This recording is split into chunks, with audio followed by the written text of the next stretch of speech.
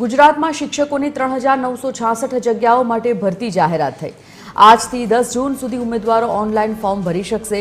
TET પરીક્ષાના મેરિટના આધારે શિક્ષકોની પસંદગી થશે। શિક્ષકોની પસંદગીમાં દિવ્યાંગ ઉમેદવારો માટે ખાસ તક આપવામાં આવી છે। સરકારી શાળાઓમાં શિક્ષક બનવા માટેની સોનેરી તક છે। Associate editor Sonal Anadkat phone line પર જોડાઈ ગયા છે। સોનલ, શું વિગત?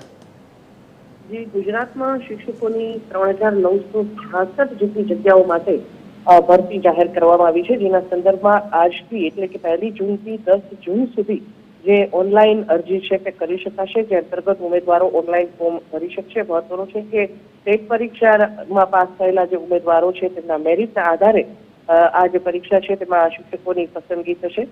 શિક્ષકોની ભરતીમાં દિવ્યાંગ ઉમેદવારો માટે પણ આ વખતે ખાસ તક ઊભી થવા જઈ રહી છે।